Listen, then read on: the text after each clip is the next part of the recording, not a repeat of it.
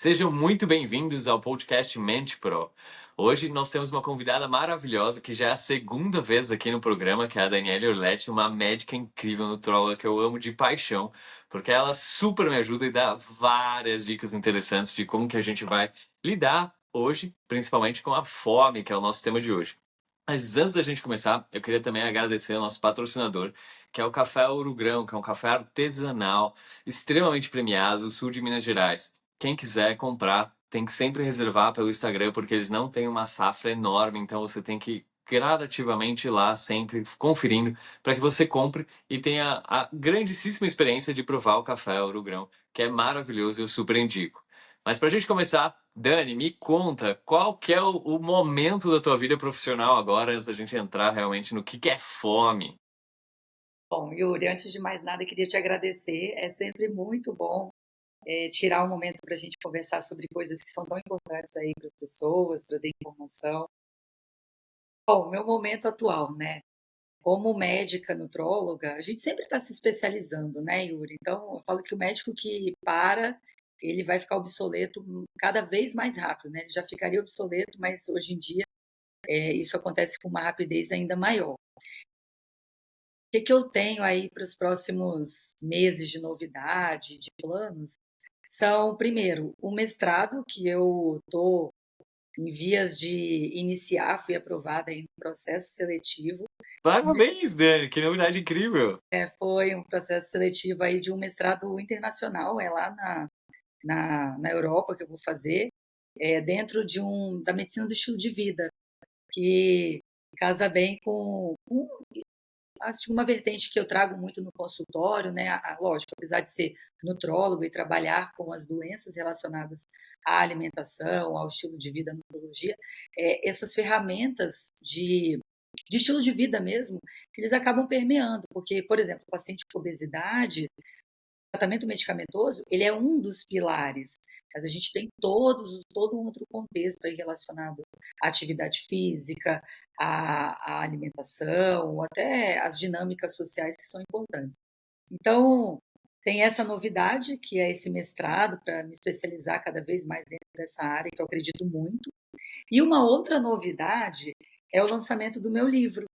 É um livro da nutrologia, um livro feito para médicos, então não é um livro para leigos, mas é um livro que trata sobre a obesidade, desde o diagnóstico clínico da obesidade, fisiopatologia da obesidade. Hoje a gente sabe, Yuri, que a obesidade ela está cada vez mais entendida como uma doença de sistema nervoso central, uma doença crônica, progressiva, recidivante e que tem muita relação com a parte genética e os polimorfismos, né? Mas é uma parte bem específica dentro da medicina, passando aí também para o tratamento. Então, é um livro médico bem focado no tratamento, no diagnóstico e no segmento clínico do paciente com obesidade. Incrível, Dani, vou ser o primeiro a comprar teu livro, literalmente, vai ser incrível. Eu vou te Aí chamar você para vem o. falar do seu livro de novo aqui no podcast. Vai ser um prazer. Eu vou te chamar para o lançamento. A gente pretende lançá-lo até março do ano que vem. Tá? Que sucesso, né? Vai Estará ser incrível. disponível aí para venda.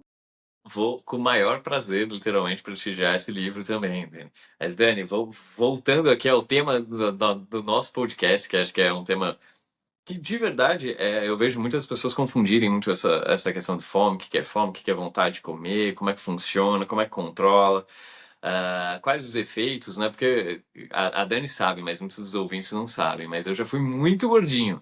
Então foi uma grande transição de vida, literalmente, aprender a comer, entender o que é a minha fome, o que é a vontade de comer, como é que eu vou ter uma boa relação com a comida e assim por diante, que nem a Dani estava comentando. São várias esferas, literalmente, que a gente tem que mudar com relação à obesidade. Mas, Dani, para a gente categorizar de forma bem simples, o que é fome, quais são os estilos de fome, como é que a gente pode explicar para o nosso público? Bom, então a gente tem que pensar o seguinte, tá, Yuri? A fome, ela existe como algo fisiológico, porque nós precisamos do alimento para a nossa sobrevivência. Então, eu gosto de dividir, para ser bem didática, como se fossem três pontas de um triângulo. De um lado, você tem a fome que é fisiológica, ou seja, essa necessidade biológica do organismo para sobreviver Então, ele precisa dos alimentos. Então, esse é o primeiro pilar, e que todo mundo vai ter o estímulo da fome. Essa fome, ela está ali contida no nosso sistema nervoso central, numa parte bem primitiva, chamada de hipotálamo, ou seja, ela não tem muita variação de ser humano para ser humano, porque é algo muito primitivo, está lá bem no nosso início do nosso desenvolvimento enquanto Homo sapiens, né? Então, nós temos lá essa região do hipotálamo, que é o centro regulador da fome física, da fome fisiológica, ou para ser mais específico, o que a gente chama na medicina de fome homeostática, que é uma fome regulada pela variação dos nossos hormônios. Então, quando o nosso estômago está vazio, a gente tem a produção da grelina, que vai ativar o núcleo da fome, e vai gerar um impulso, e aí a gente vai lá e se alimenta. Então, essa parte bem biológica da coisa é a nossa fome homeostática, ou fome fisiológica, que todo mundo vai ter. Então, esse é o primeiro ponto ali, seria o primeiro pontinho ali desse triângulo. Na outra ponta, nós temos o que é chamado de fome hedônica, ou fome emocional, que é aquela fome relacionada às nossas emoções, a forma como, Yuri, a gente se relaciona com o ambiente, com o nosso trabalho, com os nossos sentimentos. Essa fome, portanto, ela não é tão primitiva, ela tem dentro da gênese dela impulsos que são mais complexos, ou seja, ela está dentro do nosso sistema nervoso central, no lugar chamado suprahipotalâmico, ou até mesmo ali bem próximo, em regiões específicas do córtex pré-frontal, que é aquela região do nosso sistema nervoso central que difere quem nós somos. Então, cada pessoa ela é diferente porque ela tem questões e complexidades e camadas do córtex pré-frontal que a tornam única. Então, você é único por uma sequência de fatores e a forma como o seu córtex pré-frontal ele interpreta a realidade, enfim. E aí essa fome, que é mais emocional, ela está dentro de um viés suprahipotalâmico nessas camadas do córtex pré-frontal. Ou seja, não tem muito a ver com a sua sobrevivência, ela está muito mais associada à forma como você se relaciona com o mundo. Uhum. E aí, no terceiro ponto, Yuri, a gente tem a fome operativa, que é a junção dessas outras duas. Então, resumindo, vamos dizer assim, você é uma pessoa que precisa se alimentar porque você precisa sobreviver. Então, quando você tem o impulso da fome, né, você tem ali secreção de grelina, seu estômago está vazio, você vai gerar esse estímulo no hipotálamo. Beleza. O hipotálamo recebe esse estímulo e o córtex pré-frontal ele vai fazer a interpretação do estímulo. Então, vai jogar para a fome emocional. E aí vai ser como que você vai se alimentar. Então, você vai buscar um alimento mais palatável, ou você vai procurar um alimento mais saudável, ou você vai querer comer um chocolate ou uma salada.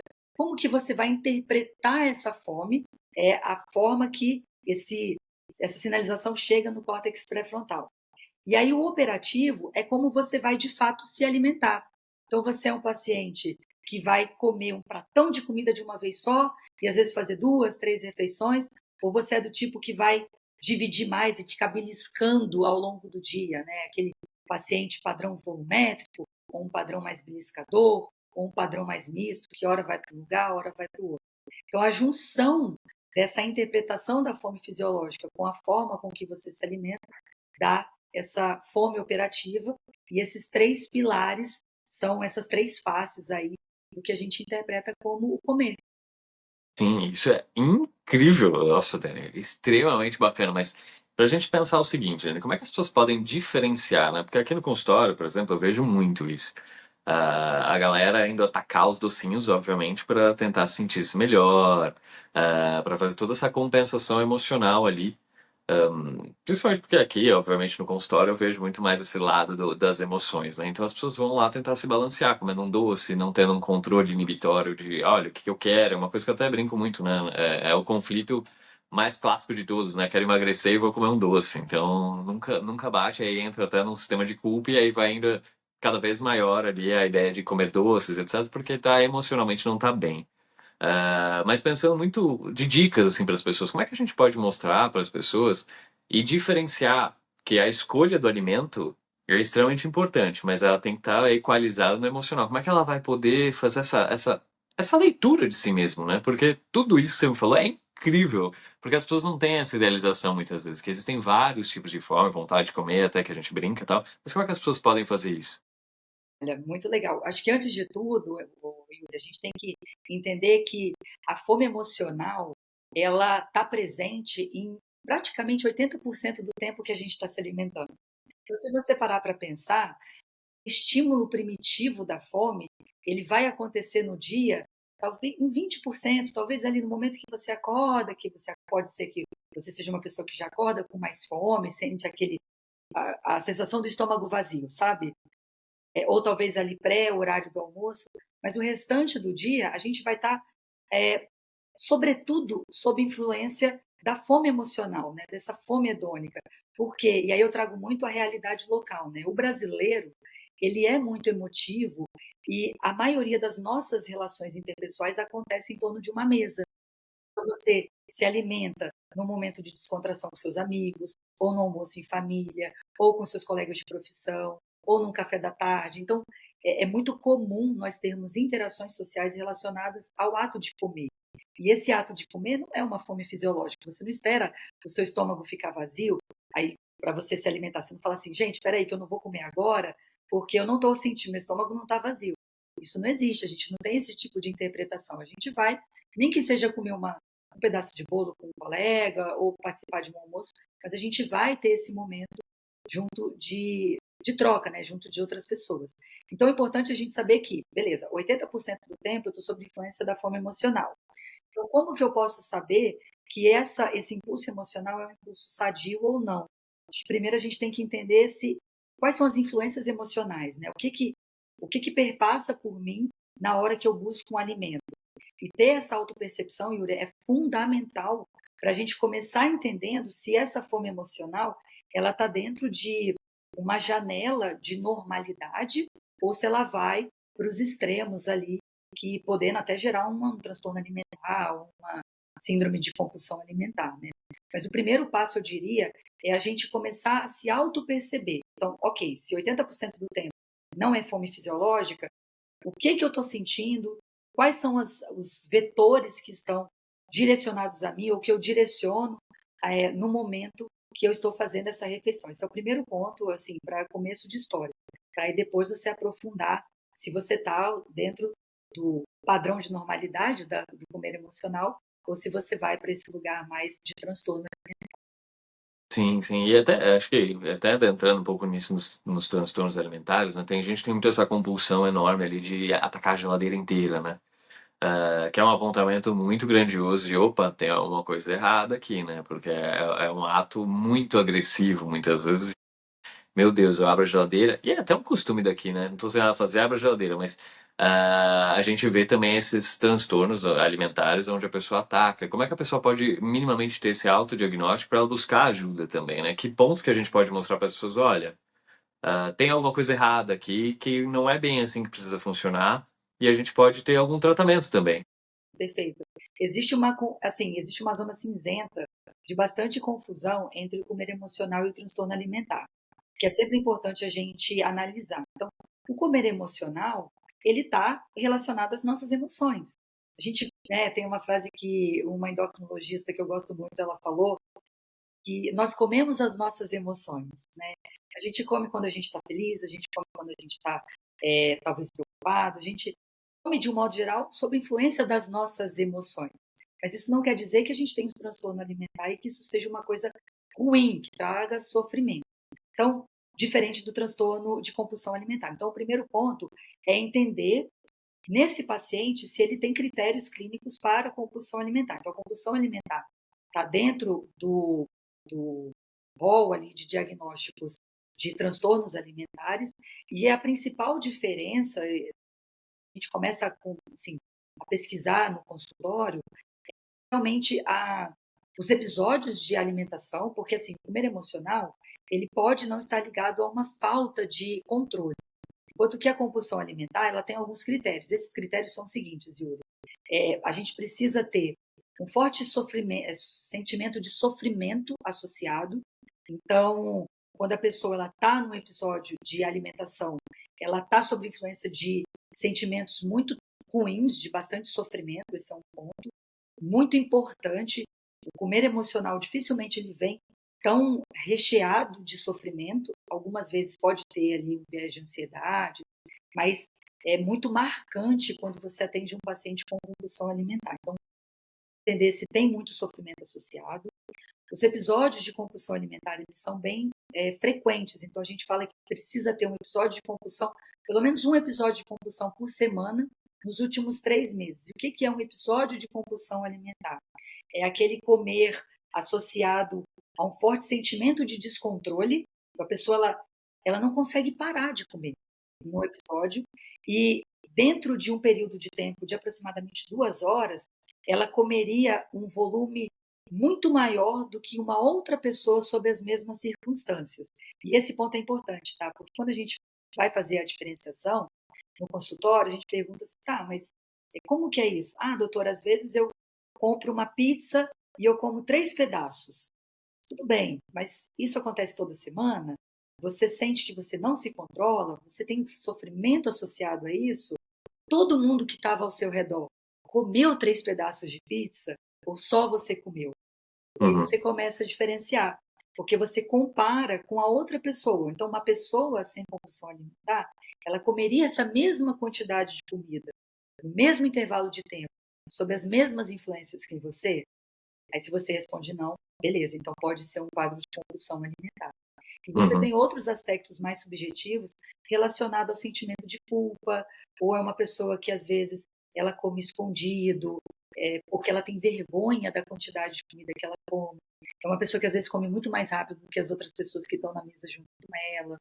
Então a gente Uhum. começa a diferenciar, pegando os critérios diagnósticos do transtorno alimentar e ver que, tá bom, ok, talvez eu esteja feliz, porque eu comi uma pizza com os meus amigos e todo mundo comeu 3 pedaços e foi um Tá momento tudo de bem. prazer e tá tudo bem, sabe? Esse é o comer emocional, né? E se você estiver dentro desse contexto de felicidade, de uma troca, de relações interpessoais, não é um problema, sabe? Se acontece esporadicamente, né, num contexto muito específico. Então existe uma autopercepção muito distorcida muitas vezes das pessoas com relação à ansiedade, com relação ao que comem, escondendo comida, que tá com vergonha, mente pro médico. E isso é uma coisa que acaba mais atrapalhando a pessoa, porque ela tá se auto-enganando ali naquele momento.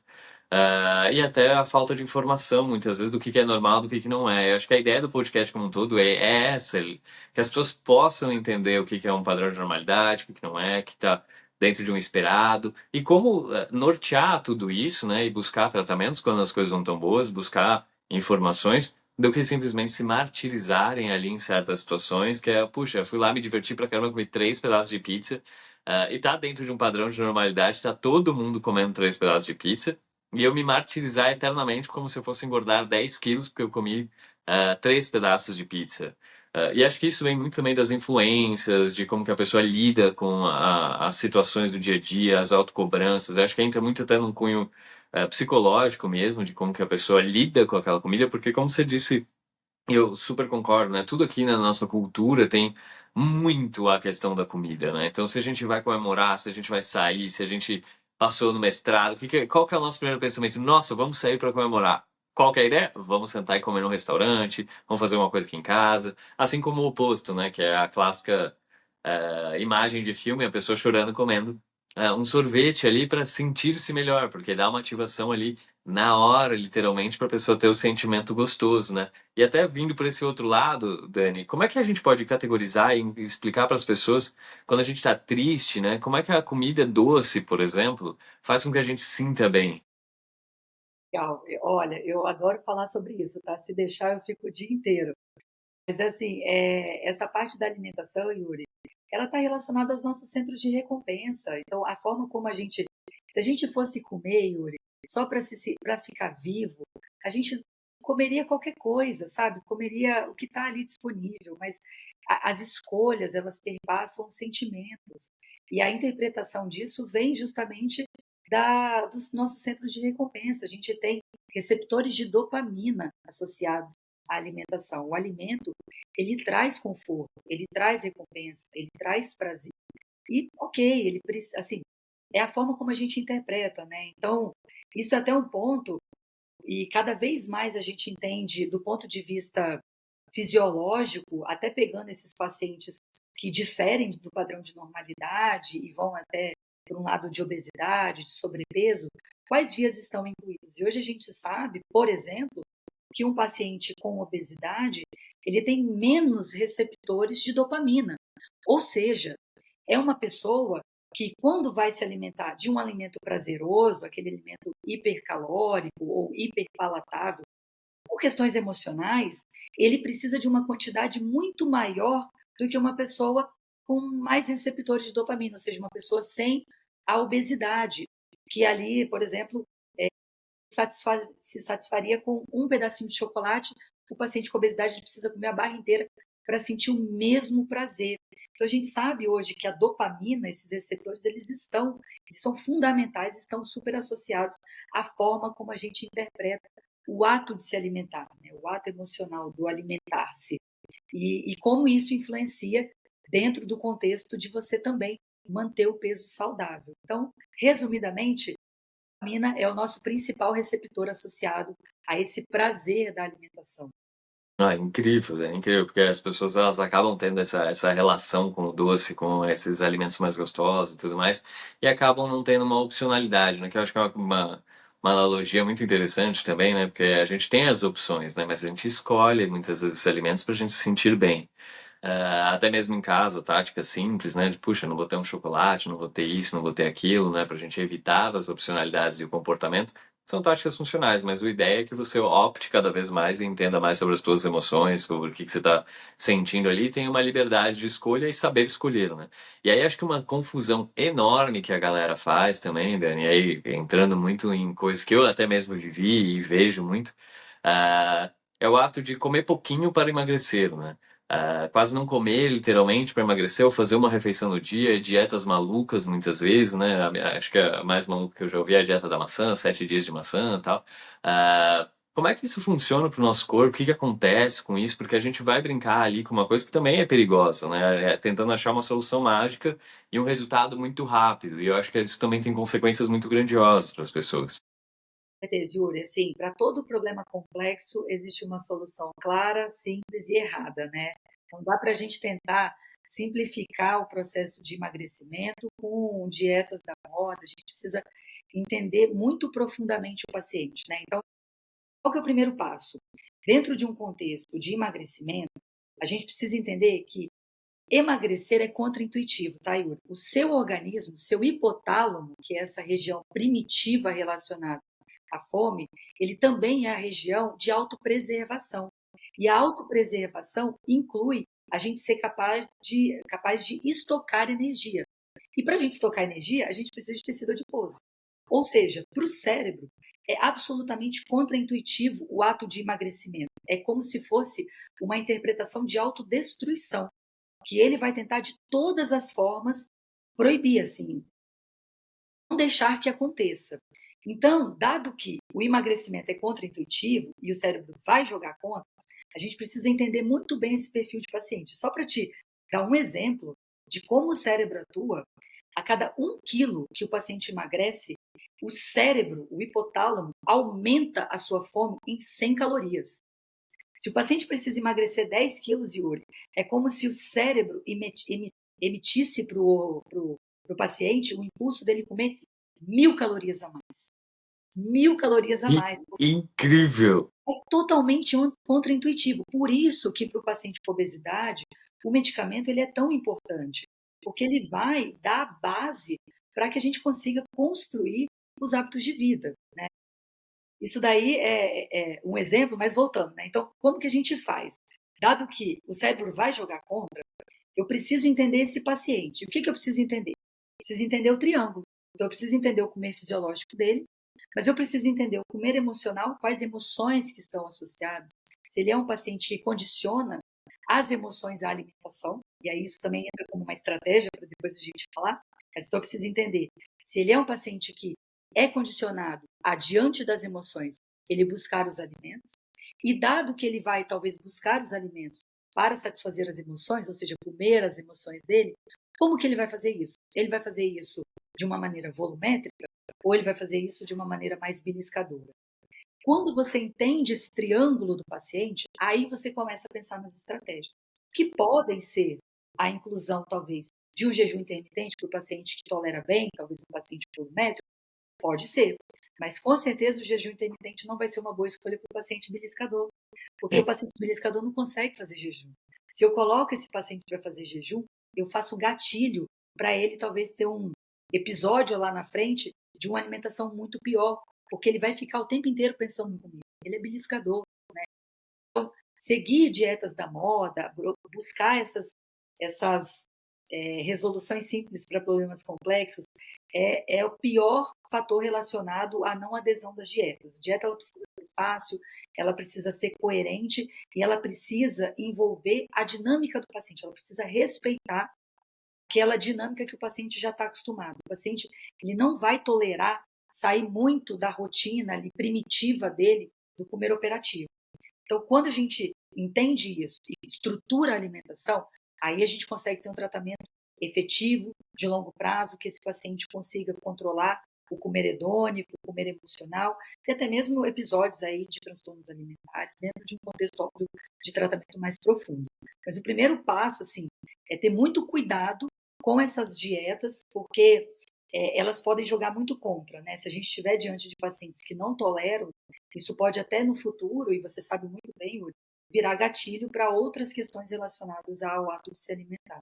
Sim, sim, sim. E isso é bem complexo mesmo, e as pessoas querem soluções muito simples, né? Querem perder 10 quilos em um mês e aí fazem todo um processo enorme. E até, Daniel, acho que uma hora a gente tem que sentar e conversar um pouco sobre o Ozempic, e conversar sobre outros hormônios também, mas hoje a gente vê muito a questão do Ozempic, Dani. Vamos fazer um grande parênteses aqui só para falar do Ozempic, mas, cara, Dani, como é que tá essa questão do Ozempic, tanto para a saúde quanto para os pacientes, quais as consequências, quais não são, se é uma boa coisa, se não é? Sim, Yuri, o que acontece? Eu gosto de fazer uma analogia, tá? O paciente hipertenso, paciente que tem pressão alta, ele recebe tratamento medicamentoso para hipertensão? Lógico que recebe. Todo cardiologista, diante de um diagnóstico de hipertensão, vai passar um antihipertensivo para o paciente. Agora, o paciente que não tem hipertensão, ele vai tomar antihipertensivo? De forma nenhuma, né? De forma nenhuma. Na obesidade é a mesma coisa. O Ozempic, o Mounjaro, esses medicamentos, eles foram produzidos para pacientes que têm uma doença crônica, progressiva e recidivante, que é a obesidade. Então, para o paciente que tem obesidade, faz muito sentido, e hoje em dia, esse paciente não pode sair de uma consulta com o médico sem a prescrição do antiobesogênico. Não pode, não deve, isso posterga o tratamento dele. Agora, o que acontece é que a gente vê muito paciente que não tem obesidade fazendo mau uso de medicações que são feitas para pacientes que têm uma doença. Uhum. E aí Isso você é bem tem complexo. todo o contexto, tudo isso que a gente vê na mídia hoje, de um uso indevido de uma medicação. Mas Uhum. dentro de um contexto de um paciente com obesidade, é um medicamento fantástico, Yuri, mudou a forma como a gente vê a obesidade hoje. Hoje a gente consegue tratar de maneira efetiva pacientes com obesidade grau 2, grau 3, e eles mantêm a redução do peso, coisa que até 10 anos atrás a gente não fazia. Yuri, há 10 anos atrás era frustrante fazer atendimento de paciente com obesidade, porque a gente não tinha um arsenal terapêutico efetivo, eficiente para conseguir tratar esses pacientes que hoje a gente tem. Sim, que é um outro ponto, né? Acho que vale a gente levantar, né? Perder o peso é uma coisa, né? Ter essa relação é uma coisa, agora manter é outra, né? Não, Manter é totalmente diferente, né? Totalmente diferente. São processos que a pessoa vai passando e vai aprendendo a viver de maneira diferente, com relações diferentes. E isso é uma coisa que é muito comum de ver, né? As pessoas que fazem até cirurgias bariátricas, né? Fazem cirurgia bariátrica, depois de um período de tempo volta todo o peso novamente, né? Então eu entendo que existe uma frustração tanto do médico quanto da pessoa ali, porque as relações não mudaram, né? Foi só um corte ali que a pessoa fez, e as interpretações continuam as mesmas, né? E assim, Yuri, uma coisa que a gente discute muito na nutrologia é o seguinte: nos últimos 50 anos, a gente não teve uma mudança muito grande no pool genético da obesidade. A prevalência genética ela se mantém mais ou menos a mesma. mas a gente teve um crescimento muito grande do sobrepeso e da obesidade. Então, o que aconteceu nesse período, né? E o que a gente vê é realmente uma mudança nas dinâmicas sociais. O contexto obesogênico ele está muito mais presente no nosso dia a dia, né? Então, se a gente gosto de pensar no emagrecimento, para ser bem didático, da seguinte maneira: se a gente pega uma balança e aí você tem o pezinho do medicamento, o pezinho da atividade física e o pezinho da alimentação. Então, são 3 pezinhos ali que você tem para utilizar. Então, quando você tem um paciente com obesidade, você pega o pezinho da medicação e coloca ali. E esse pezinho da medicação já afunda essa balança. Então, segurou o peso do paciente para baixo. Aí, nesse momento, associado ao medicamento, você tem a oportunidade de melhorar a alimentação desse paciente, porque ele vai aderir melhor a uma dieta hipocalórica. Então, você coloca o pezinho ali da alimentação junto. Então, abaixou um pouquinho mais aquela balança. E aí, esse paciente emagrecendo, e eu não estou falando aqui, Yuri, de emagrecimento de 2, 3 quilos. Eu estou falando de um paciente que precisa emagrecer 25% do peso, sabe? É outro tipo de É paciente. outro tipo. E isso é legal a gente explicar para as pessoas também, É né? outro É contexto, outro sabe? contexto, é outra coisa. Viajou, ganhou peso no final de semana e precisa voltar para, sabe, emagrecer 2,5 kg, assim, não é isso. Então, nesse paciente, você pega, e aí quando ele começa a emagrecer, ele vislumbra a possibilidade de ir para uma academia. Aí você vai e consegue trazer o pezinho da atividade física também. Você colocou os 3 pezinhos ali naquela balança, forçando essa balança para baixo. Quando esse paciente encaixa bem atividade física e alimentação, aí você começa a pensar, será que não valeria a pena a gente talvez tirar o medicamento? E aí você começa a regredir a medicação e observar se esse paciente vai manter aquele peso estável só com alimentação, atividade física, mudança comportamental. Se ele mantiver, perfeito, está tratado e ele vai continuar no longo prazo.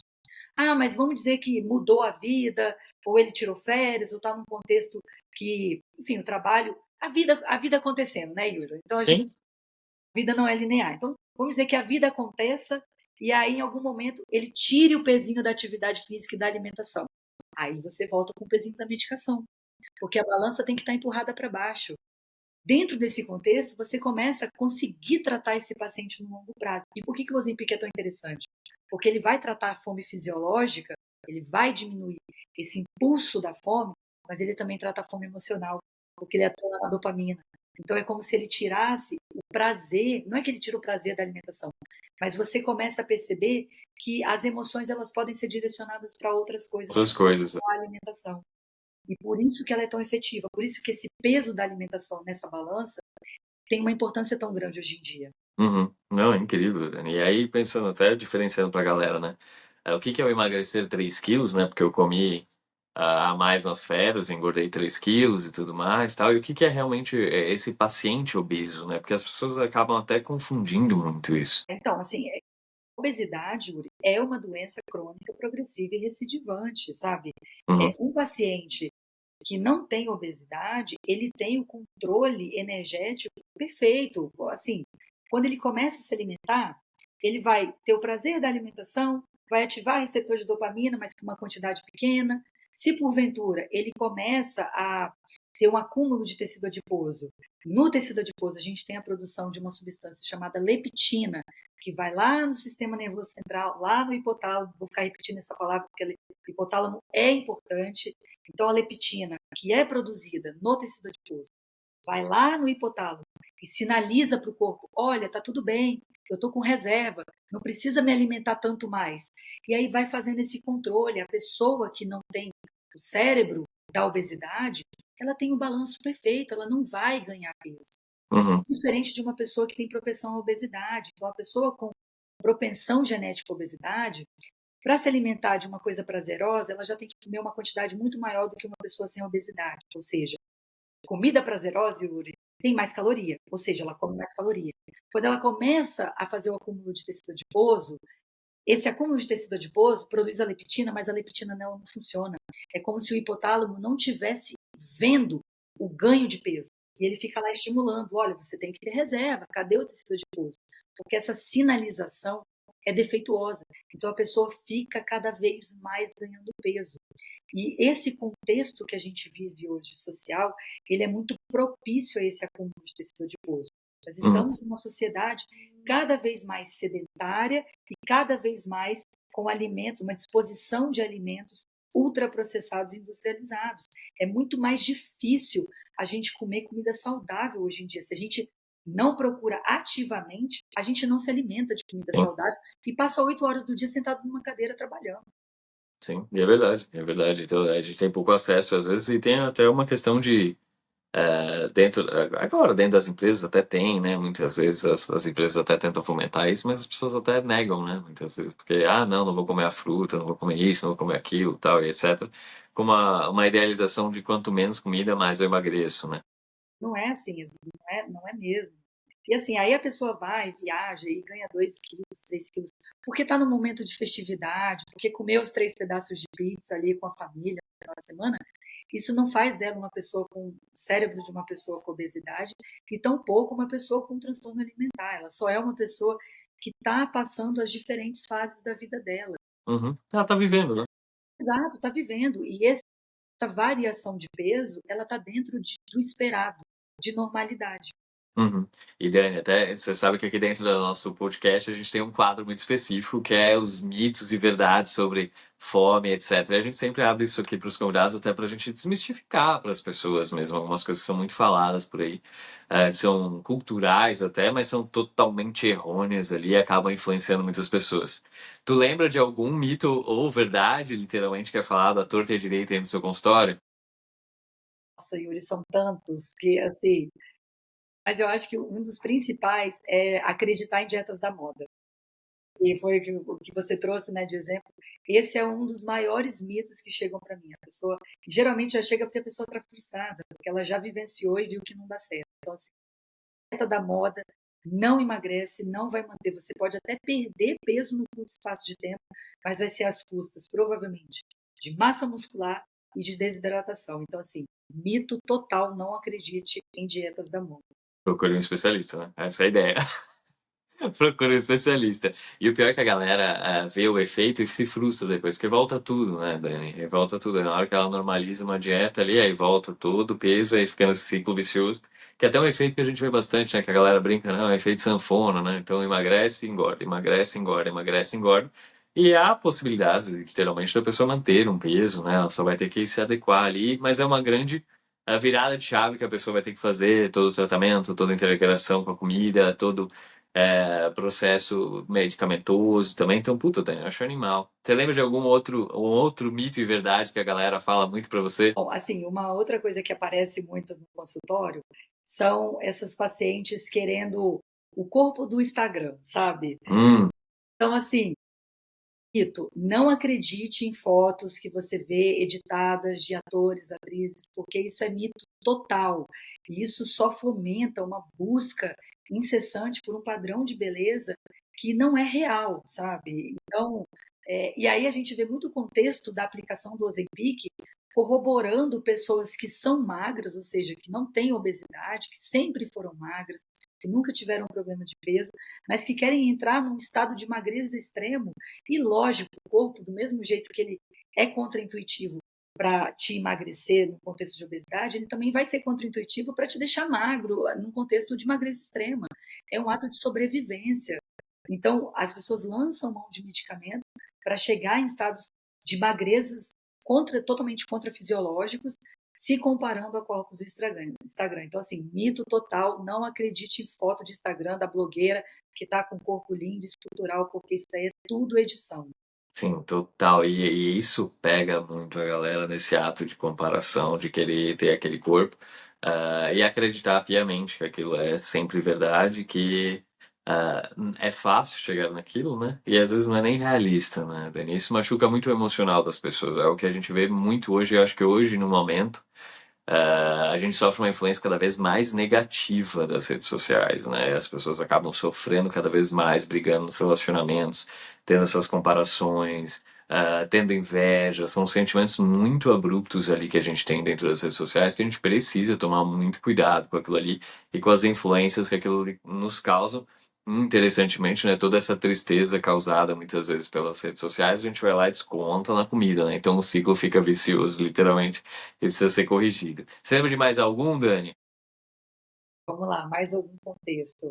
Acho que poderia dizer sobre esses protocolos para o verão, sabe? Olha, Yuri, é uma coisa que dá o que falar, sabe? As pessoas querendo, em 2 meses, que resolva a vida, que chega lá no consultório e fala, olha, eu quero estar bem para o verão, mas durante o ano inteiro não se preparou, não fez atividade física, não teve uma alimentação, e agora acha que dentro de que existem remédios milagrosos ou que algo possa ser feito nesse sentido. Então, isso, sabe, Yuri, eu acho que o reforço, a palavra final aqui é assim, constância e o equilíbrio vão ser os principais norteadores para uma vida mais saudável, mais onde a alimentação, ela, você tem uma interação sadia com ela, sabe? Com as emoções, lógico, a gente se alimenta com base nas nossas emoções, mas também dentro de um contexto onde você tem uma boa relação com o seu ambiente, né? O ambiente que você está.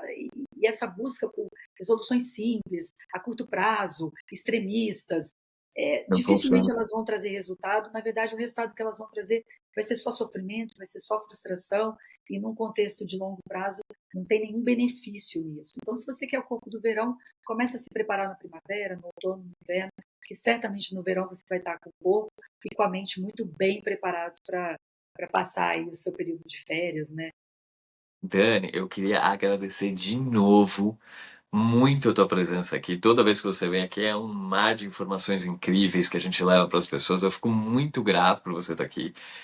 Muito obrigado por ter aceitado o convite. Espero que você volte de novo quando seu livro voltar para a gente falar de Ozempic, para a gente falar de hormônios também, que são coisas muito da moda, chip da beleza, chip não da beleza, testosterona, e assim. Então é um tema enorme que também me agrada muito, que a gente vê muita gente ah, perdida em relação a isso, muitas vezes, né? Então, quanto mais informação a gente levar, melhor. E eu queria que você deixasse alguma coisa. Você quer falar mais alguma coisa? Você quer comentar alguma coisa? Depois a gente põe embaixo aqui como é que a gente entra em contato com a Dani. Quem quiser marcar consulta, quem quiser conversar com ela, a gente deixa aqui o Instagram dela também.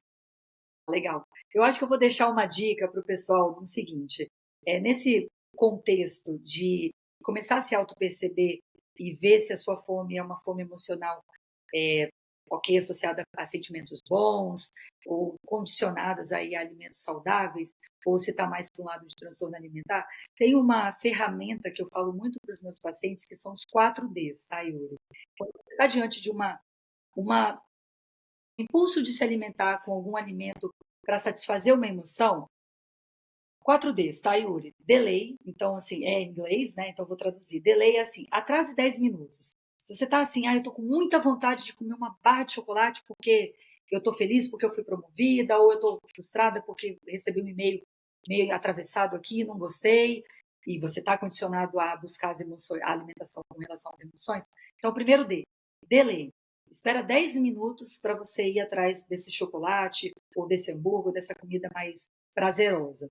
O outro D é drink water, tipo, beba um copo d'água. Beba um copo d'água, olha ali se é mesmo uma fome ou se é desidratação. Hoje a gente sabe que o centro da fome e da sede, eles são muito próximos, então às vezes, na verdade, você interpreta como fome uma sensação de sede.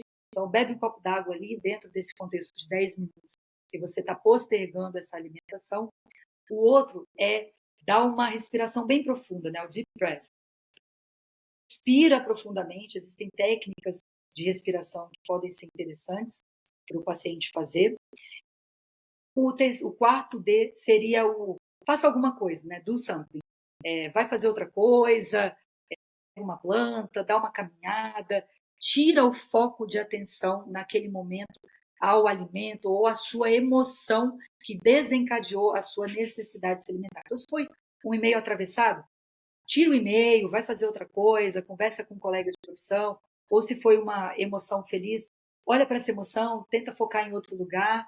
E se mesmo assim você tiver aquela vontade, provavelmente aquela vontade, o alimento vai vir de uma maneira diferente naquele momento, e aí você vai, se alimente, mas perceba-se com relação a esses 4Ds. Acho que seria uma dica aí final para o pessoal que está querendo começar a olhar para uma alimentação emocional e como controlar, dado que talvez você possa estar num momento aí de mais fragilidade, né? Não, é incrível, né? Porque são fáceis de aplicação, todas essas dicas. A pessoa consegue notar. Eu, particularmente, gosto muito da ideia do delay. Eu uso muito, eu ensino muito para meus pacientes isso, porque é onde você consegue ter o racional ali para controlar.